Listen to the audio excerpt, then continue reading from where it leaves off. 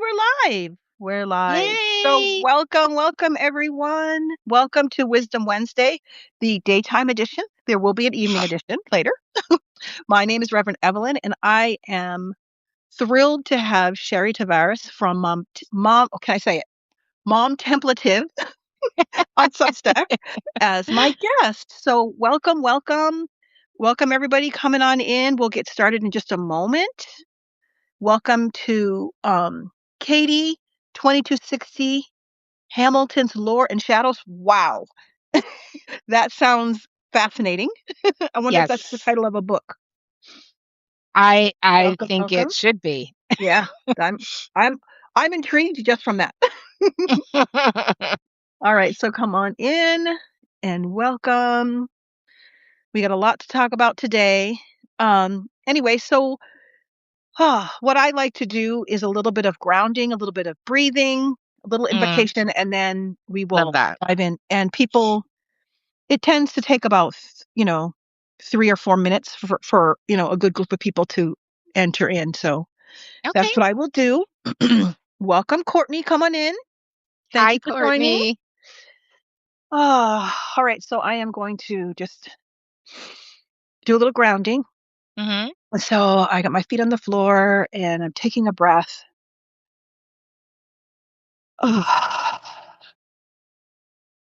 And just moving from that energy of getting here to being here, Mm.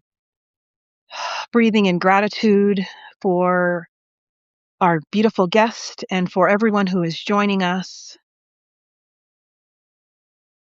And I'm inviting the presence of spirit to be with us, to hover over this gathering, this beautiful conversation, and all, those of us who will join live and those of us who will join on the replay. Mm. All right. Okay. So welcome, Sam. Come on in. Hi, And Sam. yeah. So welcome, Sherry. I'm so glad to have you here today. I have just been sort of like a fly on the wall watching your Substack and all of the beautiful things. And what really um sort of said I've got to talk to her was the thing about the Aw. writer's residency in France. I am so low key jealous and excited for you.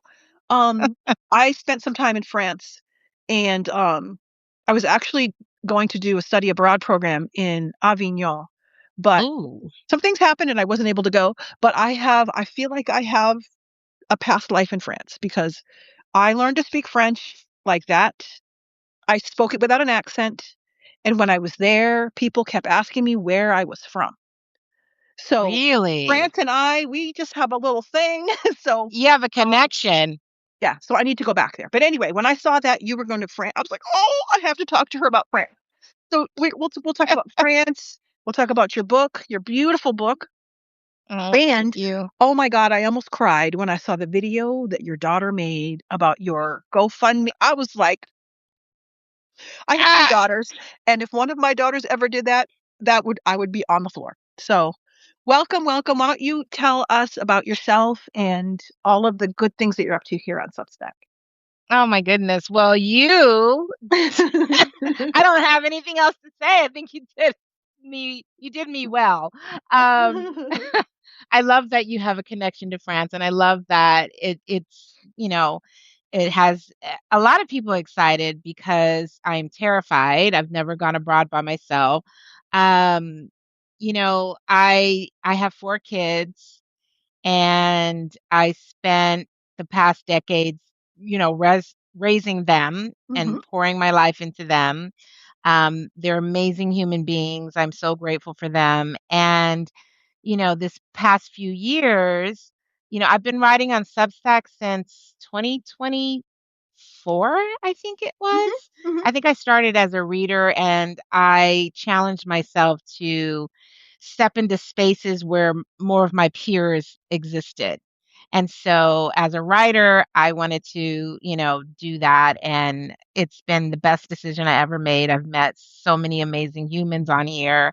I mean, this Substack community is unlike any other, as you know. Absolutely. Absolutely. The people that you meet here are truly, truly, I mean, it's you feel connected, like how you feel connected to France. You just Hmm. like, I Yep. know these people. And so I just started writing my publication, Contemplative. It came from, I have a private Facebook all women's group called Contemplative that I started back in 2020 during COVID. And it really was something that I started because I was having all these thoughts and feelings as a wife, a mother, a friend, a sister, just all of these thoughts. And, going through what we were going through, I was like, I can't be alone Mm. in these thoughts. There's got to be other women out there that are feeling these things, feeling like what's happening to me, feeling like what are they doing with their life? Just all the things that I was thinking. And so I decided to start that. And it started with one and it just built over time. And then I found Substack and have been sort of doing more long form Hmm. there and just building slow and organic building here. Same.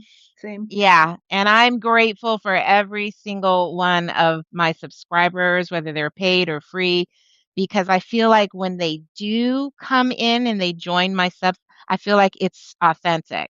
Like, Exactly. you know what I mean? Yeah. And that they're this, oh my gosh, there's something that connected us that they took the time to go, oh yeah, I'm subscribing to this. So yeah, that's kind of where I've gotten to Substack and all the things that have happened since then have sort of blown my mind, In the best and possible way, I hope. in the best possible way.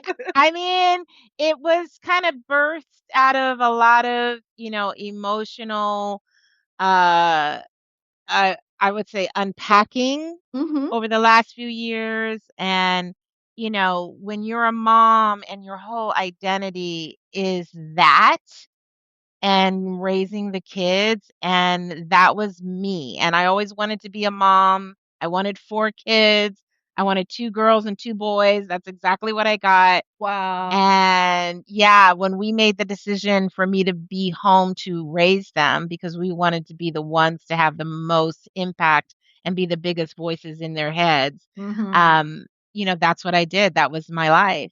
So 3 years ago when my husband, we had been flying back and forth to his homeland, which is Dominican Republic, it was a dream of his to, kind of be there more than in the States. And to leave my kids I was a mess. I was on the floor. Um, for the first 3 months that we were here, I think I cried every day. Oh. Yeah, I think I cried every day. And it really is like an identity shift as Yep. women, as mothers, when you've poured into everybody else and then you have this empty space. I mean, I'm always going to be a mom, but Yep. I was here. I didn't have anyone yelling my name, mom, Exactly. Exactly. driving them here, taking them there, all the things. And it just left me with me. And that's kind of where I've been since then. Just Yeah. creating a life for myself that I've always challenged and encouraged my kids to do. And so I guess it's my turn. Yeah. Yeah. So Sam says, birthed from emotional unpacking. This relates heavily to my Substack journey. Yeah. Yep. Mm, Yep. yeah. Yeah. And Fire and Dirt has joined. Welcome. Oh, I love that. Yeah. That space of when your whole identity is tied up in mothering Yeah. and then they're gone. Like I mean, I had 3 girls, but they were staggered. There's a big space between them. Um, between each of them. And so it was sort of a gradual empty nest. Like the nest got emptier, but there was Yeah. so I never had like that big dramatic, like they're all gone. All gone. I don't know what I Yeah. would have done. And when I dropped my first one off to college, I Mm. think I cried all the way driving home. I just cried. I was just like, Yeah. and my hands were shaking at the wheel as I'm like backing out of the parking space, and I'm like, because this the moving in and this, all Yeah. this stuff, and then I'm like walking down the hall from the dorm room, and I'm thinking, oh my god, I'm gonna cry. And so I just pretty much cried all the way home. I was like, Yeah. I can't believe I just did that, and it just changes everything. It does. It really, and this wasn't a chosen emptiness. Like, this was, you know what I mean? It wasn't the Hmm. natural progression of, like, okay, they're all grown and they've all moved out. This was us leaving them. Hmm. And they really had to pull out all the things that we raised them to, Yes. you know, to be adults. Like, they had to really adult Yep. Yep.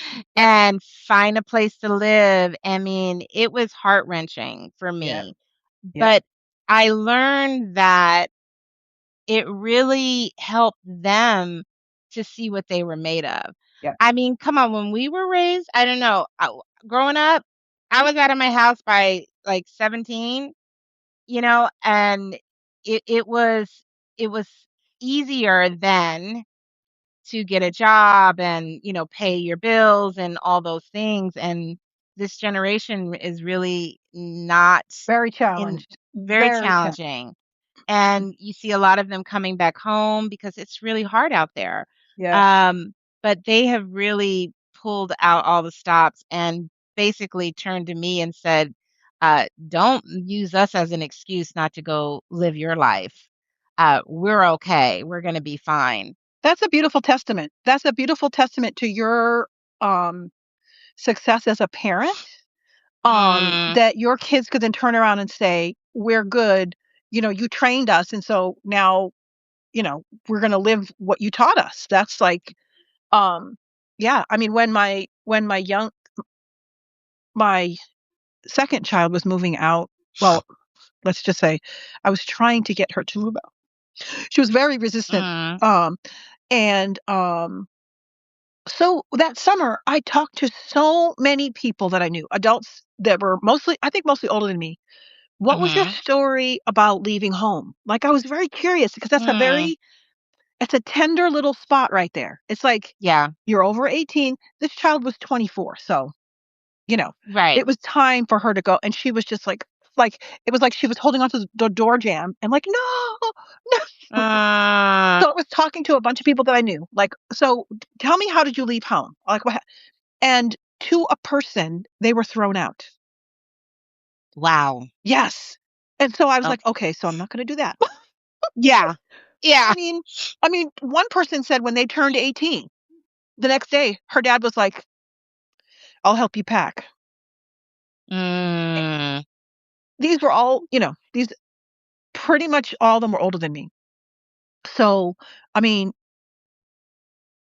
it's just it's a very interesting little transaction of like, okay, so I've raised you, you're good, and now you're off into the world.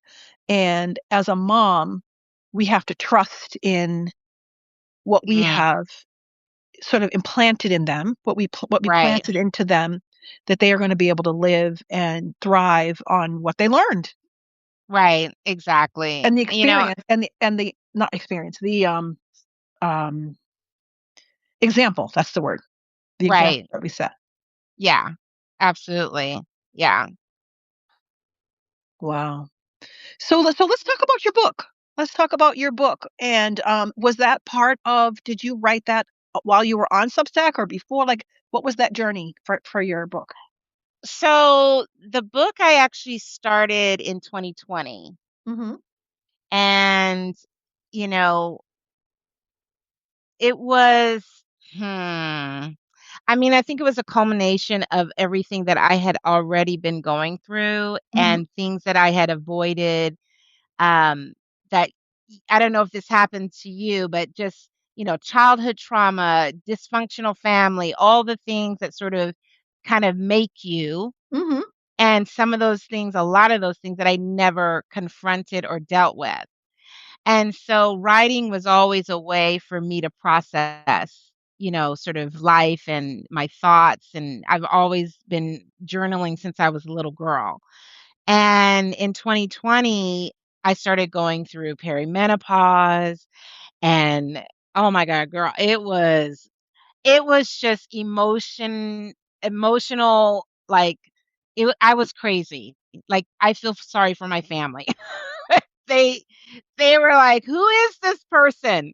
But it's emotional It's and like physical, right? Perimenopause is emotional and physical. Like and physical.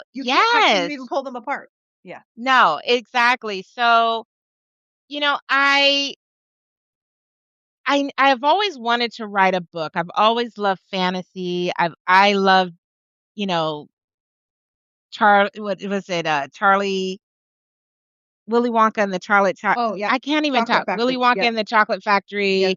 I loved anything, just magical. And that's kind of how I escaped from the dysfunction in my family was reading books that would just transport me somewhere else. And I always Same. wanted to Yeah. give that, yeah, so I wanted to give that experience to other children, even adults, because I loved Harry Potter and all of that and um, one day I was just sitting on my bed and I was writing, and I think it was the first time as a writer or just as an individual, I decided in that moment to just be completely honest with myself Okay. and really deal with the sadness, the anger, all of the things that I had been avoiding, Mm-hmm. distracting myself with, whatever. And when I made that decision, I tell you, Evelyn, it literally was like I dropped into my body. Mm-hmm. I literally felt like I dropped into my body and then Harriet just came right through and I just started typing. Wow.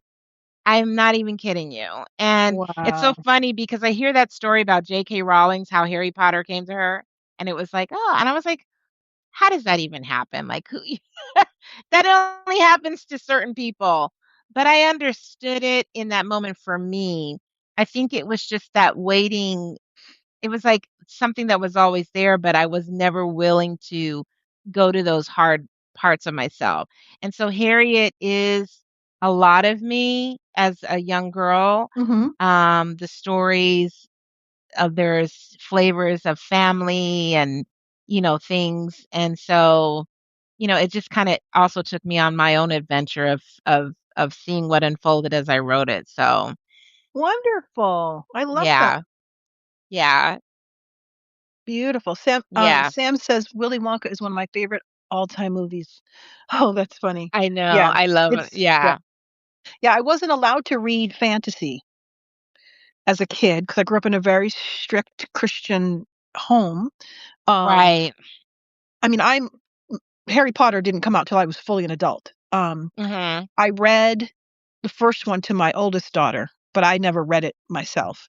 Um, but yeah, I was not allowed to read um fantasy and all that kind of stuff because my parents, I shouldn't say parents because my dad wasn't really checking for that. It was my mother. Let's be clear.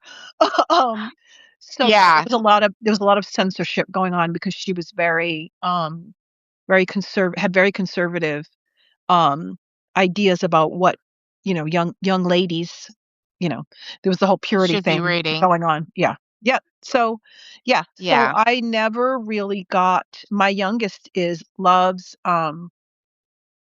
yeah. Sam says, ah, yes, I too wasn't allowed witchy things thanks to yep, thanks to Yep. super conservative Christianity. Yes, yes, yes. My youngest loves romance and fantasy. There's a genre called romantasy Romanticy that I never becoming a heard big of. thing.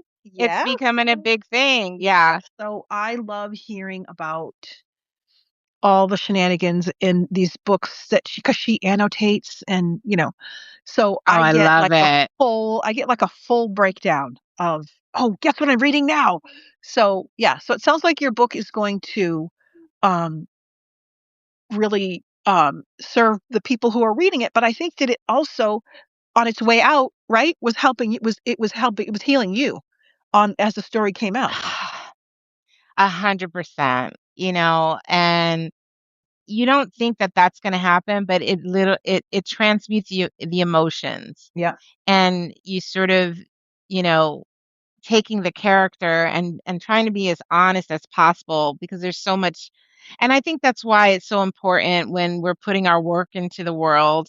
It's such it's a piece of us, Hmm. and it's such a vulnerable thing to do to, you coming on here and bringing people. I love that you're doing that because, it's all our art, and it's such a part of us. And, when you put it out in the world, it's like your children, you want to protect it, right?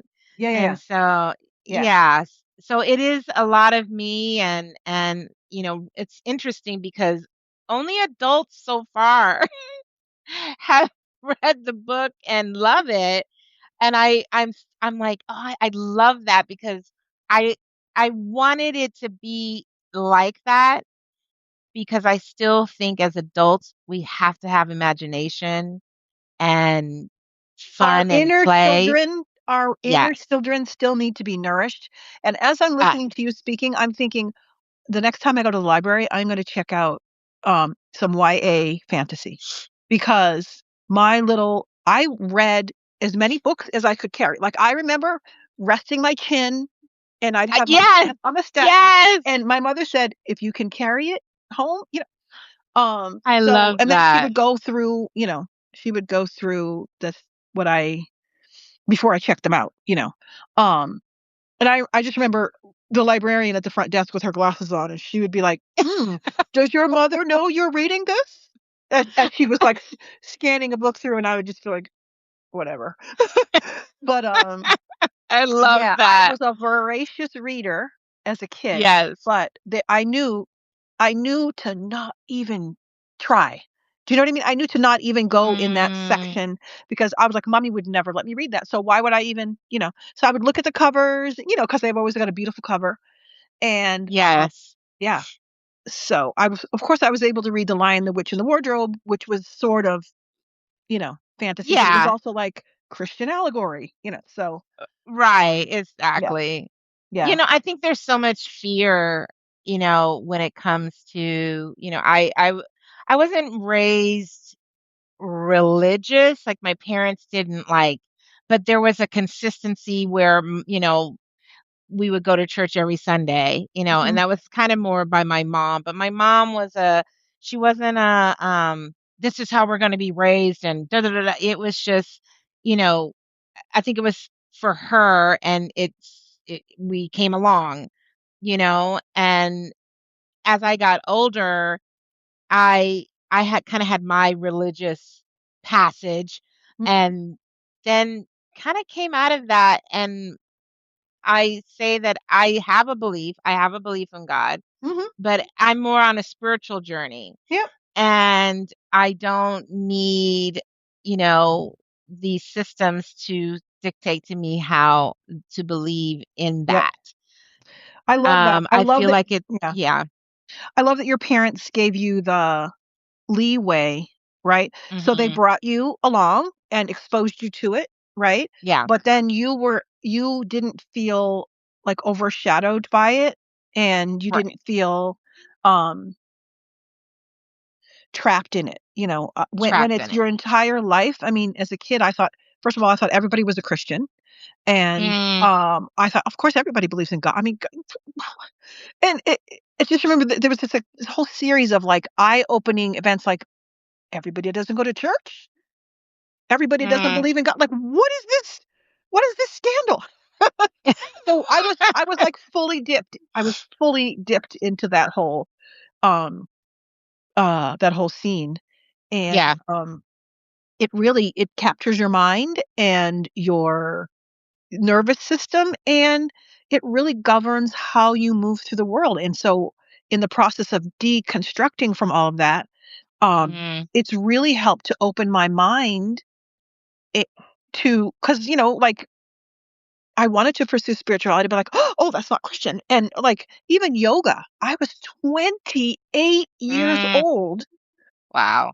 and pregnant with my second. And I was talking to somebody. I was like, oh, I want to go to a. There was a prenatal yoga class in my town, Mhm. and I was like, I want to attend this class. And she's like, well, why don't you just go? And I said, well, yoga's not Christian. And she just looked at me. She goes, go to the yoga class. She goes, Jesus doesn't care if you do yoga. Like, what are you talking about? And it was the most Yeah. amazing experience. I just was like, this, I have been keeping myself from this. Yeah. Yeah. And the experiences, I mean, talk about fear that holds you back. I mean, Mm-hmm. if you want to go back to, my writer's residency, the Mm-hmm. only reason that came about, and I have to say, my friend Sam is here. She really inspired me. I was watching, we've been in spaces together, that we met on Substack. I love her to death. But I saw her just doing things, Mm-hmm. you know, um, that I knew were scary for her, but she was doing them anyway. And I Yeah. remember asking her, what are you doing? Like, why are you doing that? She goes, I just follow the nudge. I'm just Oh, following the nudges. And I literally use that to this day. And I was like, oh my God. Okay, so those nudges, they're like little God winks, right? yes. And That's your however inner. Yeah. that's your whatever you call that, a Oh, Debbie, I don't know, but whatever that is for you. And I was like, she follows the nudges, I love that. even with the fear, Mm-hmm. she followed it, and these things come out. And so I had a nudge. I've always, during this time that I've been sort of creating myself, figuring myself out without the kids, I felt like I needed a place of my own, Mm-hmm. where it was just my thing, my space, not even my husband. I love my husband, but not even him. And I've always wanted to do a residency. I always found something very, you know, magical and romantic about that. And just, I don't know. It was just something. So I decided to Google, or I think I maybe put it in a chat GPT, tell Mm-hmm. me 4 places that have great reviews for a residency, but it has to be, like top notch. And it gave me 4. Mm-hmm. And this particular one is in France. What city? And it's in, okay, it's called Chateau de Orqueville, or is it Orcuva? How do I say it? Orcuvu or Va? I don't know. Um, it's in Chaumont, Okay.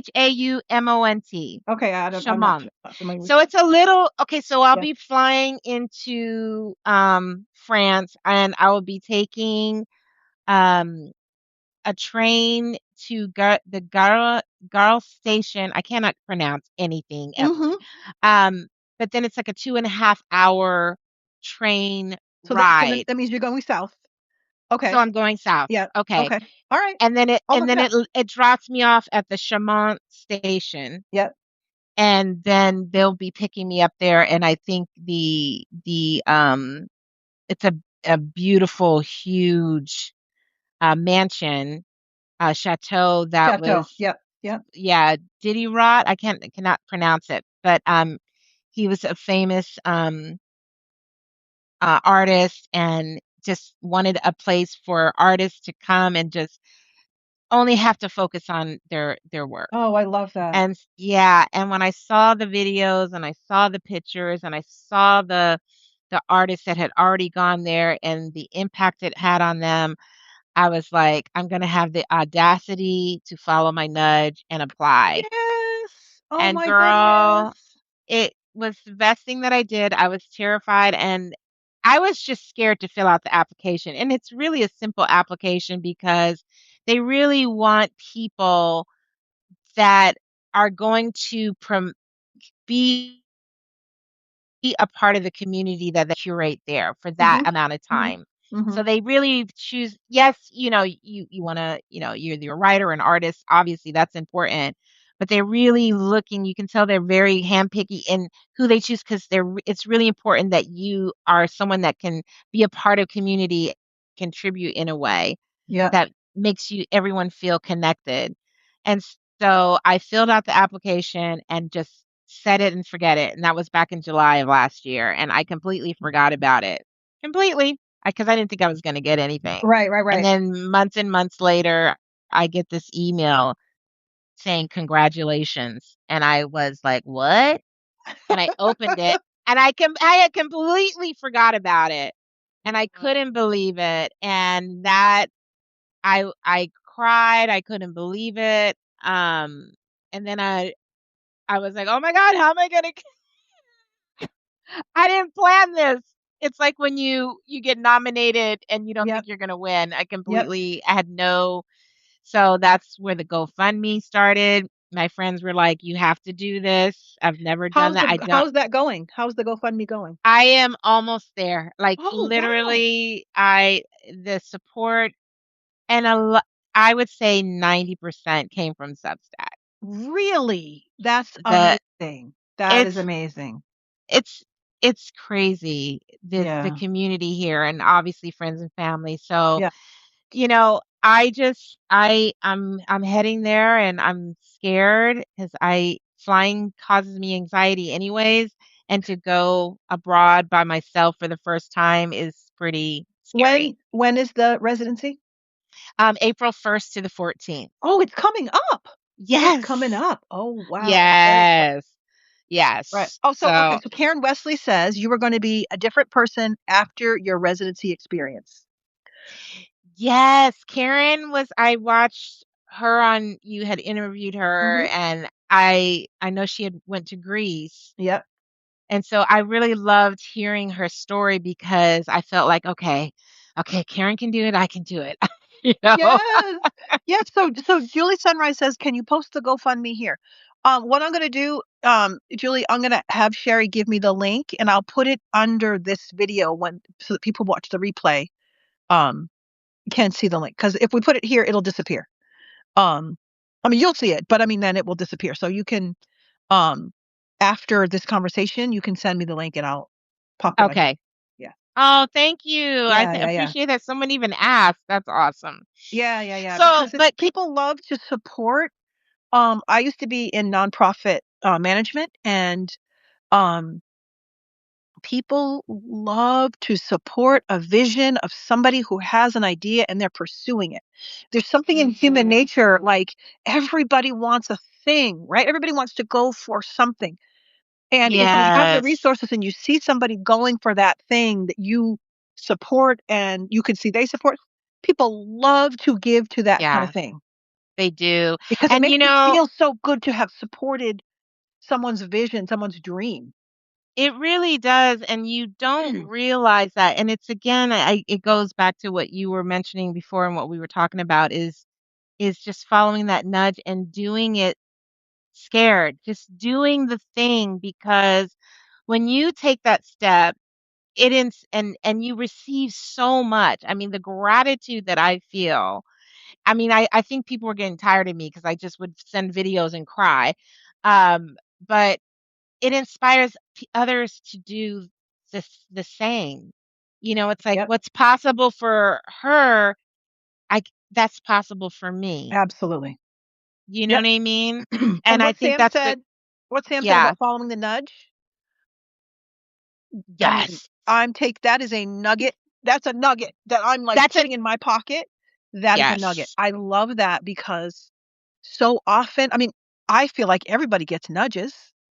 How do you not 100%. get nudges, right? But I mean, like you with the thing, you just filled out the application, sent it off, and just didn't give it enough thought because you were pretty sure you weren't going to get it. Like, Yep. but Yep. yeah. I mean, it makes me 100%. want to find. It makes me want to go for something, because I mean, I love that. how much time do we have? How much time do we have, right? And it's like, yeah. I mean, because my You kids are know, all grown and gone. So what am I waiting for?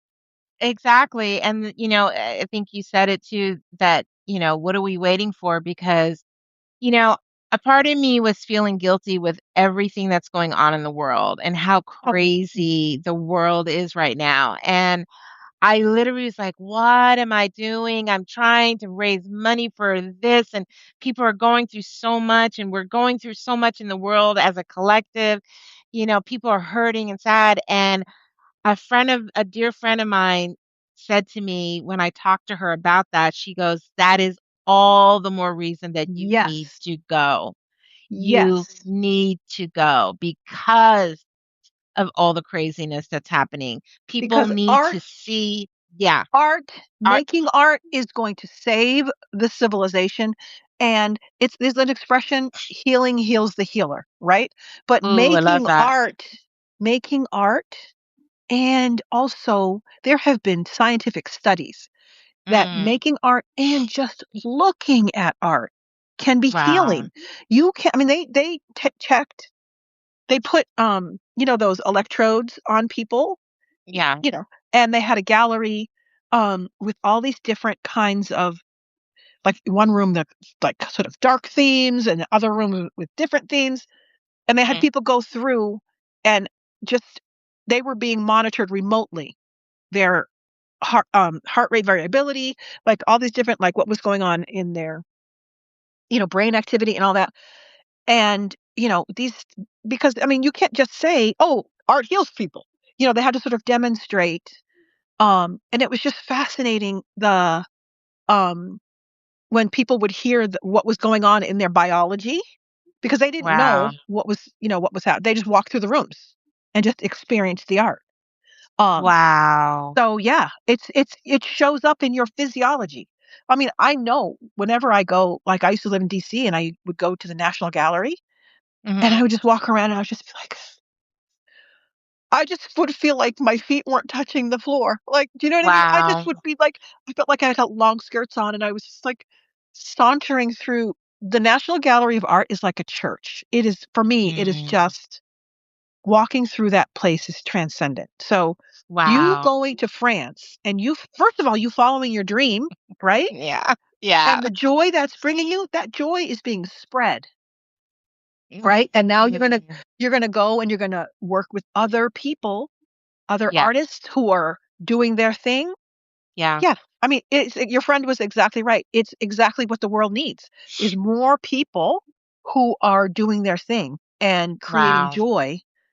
So yeah, I because if you said, okay, not this time, I'm going to wait till the world's in a better place, you would be Ugh. 97 years old, sitting in a rocking chair, looking at your watch, going, I should have Right. gone. Wow. You gave me goosebumps because you it's almost selfish Yeah, not to give the gifts that, God has given you, and that it does bring joy, that it's not just about me, not you it has nothing to know. do with you. Yep, And just even what you were saying about the GoFundMe, that how it makes people, you don't think about that there is something that's going out, it's reaching out, and it's touching someone, and it's in their world, and someone you've never met. yep, And it's like this give and yeah. receive. You are And giving them the opportunity to sow into your creative gift. mm, So yeah, and and I have to tell you, Evelyn, that's probably been the biggest challenge and the biggest lesson that I've had to learn these past few years is to first ask and to learn to receive, because I'm great at giving, yep. right? As mothers, as it's great. We love to pour into people, but then that part that wants to be poured into, it's like, no, no, no, no, no, don't. You No, know it's why? okay. You know Why why? is Because receiving makes you vulnerable. wow. To receive properly, you have to be vulnerable. And I have the Mm, exact same thing. wow. I am the capital H helper. I am, oh, no, no, let me do it. I'll do it. Oh, I can help. I can do it. Because it tricks you into thinking you can control something, right? Oh, wow. So when I realized that I was always saying yes, I was always doing, doing, doing, doing, Mm, it doesn't give other people the chance. You're not, it's not letting anyone in. If you're so capable of running around and doing 40 things at a time, Right. right? People are like, oh, she's good. She's good. She's the one to call when you need help, you know. Mm, But what if she needs help? She doesn't know how to, So yeah, you yeah, have to be vulnerable. you're Giving and right. receiving are two sides of the same coin. A They are hundred two percent. sides of the same coin. And yes, the Bible says it's better to give than to receive, but it's better to give and receive, right? It is Because good to receive. yeah, Yes. receiving also gives the other person the opportunity to give. So it's all just wrapped up in just this beautiful, it's the law of correspondence, right? I mean, it Mm, all sort of works together. But because if you never give people, or you keep, hoarding your gifts, right? It's essentially right. hoarding your gifts. They don't get the chance to pour into you. And Right. then you can feel strong and you can feel capable, but you have to be willing to be vulnerable in order to receive. And you nailed it because vulnerability is a lot of how I write is through from those vulnerable places, but that asking is very vulnerable because you're saying you're in need, right? And I've, you know, I never wanted to admit that I was in need. I was raised by a very strong military, father, and Buddy Baker, he was the king of the house, and what he said meant. And I was very quiet and shy and didn't want to be seen. But what I could control was the giving, Yep. right? But to feel in need, I always felt weak. I always felt that was a weakness. Yep. And I mean, I did learn, and this was the biggest gift to me this season of my life because I don't think I really believed that people would show up in that way, especially strangers. You know what I mean? Like Yep. I could cry about it now. I'm Yeah. just freaking blown away. And I remember saying to God, I was like, people really are good. Absolutely. They Absolutely. really are like I mean, yes, I have my people and I have my friends, but when you get this peek into people's life just by allowing them to peek into yours and you get to share, people are really good, Yep. Yep. And you and created we that opportunity. You created that yeah. opportunity for them to show themselves to be good, right? Mm, So, yeah, I love that. I love that. yeah. Yeah. Um, cool. I'm trying to think of what else we were going to cover. Um, we talked about the book. Do you want to talk more about your publication? Like what kind of um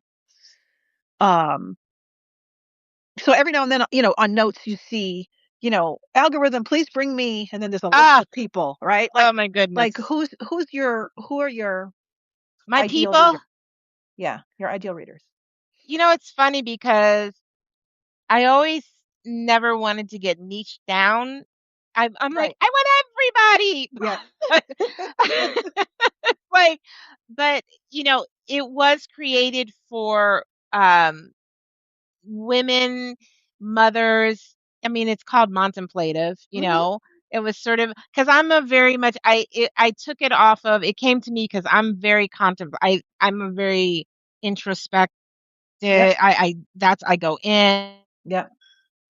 and I contemplate, I ruminate, and so I wanted to connect to women in the middle of their lives, whether Mhm. they are a mother who is raising her kids in the thick of it, because I've been there. Yep. So I want to be able to speak to her and know that I know what it feels like to feel alone in your mess, with the Mhm. kids and everybody pulling on you. And if you could just run to the bathroom and just be alone or in the For just 2 car, seconds. just Just 2 2 seconds, seconds. leave me alone without little fingers coming up between the cracks of the bathroom door. I wanted to write for, I was going through perimenopause. I wanted to write about that. I felt like I was going crazy. I wanted to write about, talk to the women who were married and in their marriage, because marriage is hard. I don't care. Yes, I love my husband and we've been together 29 years and we've been through it, but Yep. it takes work and it is hard. And Yep. we've got God, okay? Yep. And then you add kids in the mix. And then you're constantly changing. So I think my publication, I really hope to speak to anyone that it's not so much specific to what they're going through in their life, but that if they see my vulnerability, they Mm. see me talking about, my fears, my insecurities, my doubts, um, and sort of how I move through it. I'm not giving them advice. I'm not telling them how to do it because I don't even know. I'm just sharing Yep. and hopefully inspiring, maybe they comment, maybe they don't, but maybe in their wherever they are in their world, it hits them and makes a Yep. difference or helps them feel not so alone. Yep. Um, so yeah, I love that. Yeah. It sounds like an embracing place, yeah, accepting place. acceptance, Yeah. Yeah. acceptance, yeah. Yeah. And I I love think, that. yeah, and I think we just, I write because I want to connect. Mhm. And I think we're all here because in some way, shape, or form, we want to connect on a human level, a soul Absolutely. level, a heart level, and not, don't want another guru. I don't want another, although, they have their place and, they are helping a lot of people. But for me specifically, I just want to connect on a human level that Mhm. I don't have it Yep. figured out. And, can anybody relate? Yeah. Yeah. Yeah. I mean, I think Yeah. that whole, um I don't wanna bring the topic of the vile files, but that whole thing about gurus has Mm, been, um, very eye-opening mm, because it is shown because, obviously they're all men. All of the scandalized gurus are all men. mm. They're all male, um, taking advantage of, the people who come to them, right? Yeah, So, yeah. I think what it points out is just the fact that human beings I always say, I mean, I'm sure somebody said this before me, I don't know who it was. The human beings have a God-sized void inside of them.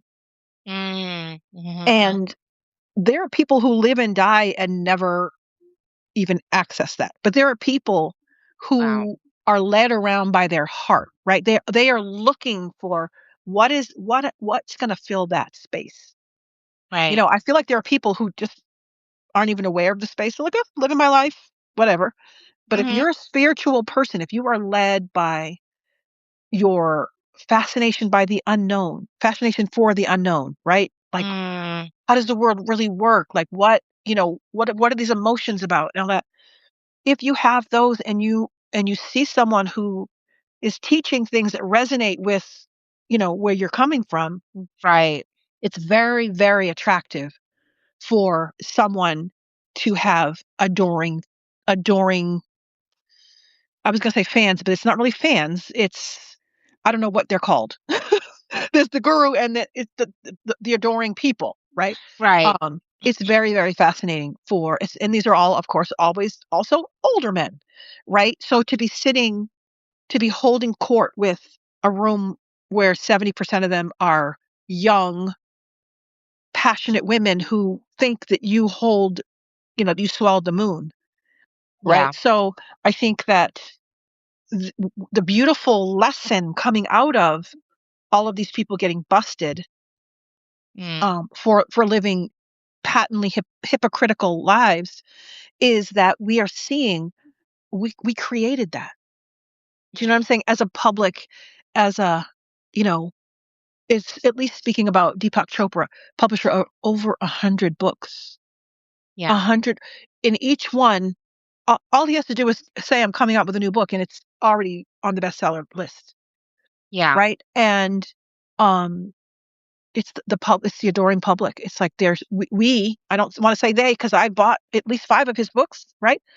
There was a point where I just thought, he was the greatest thing.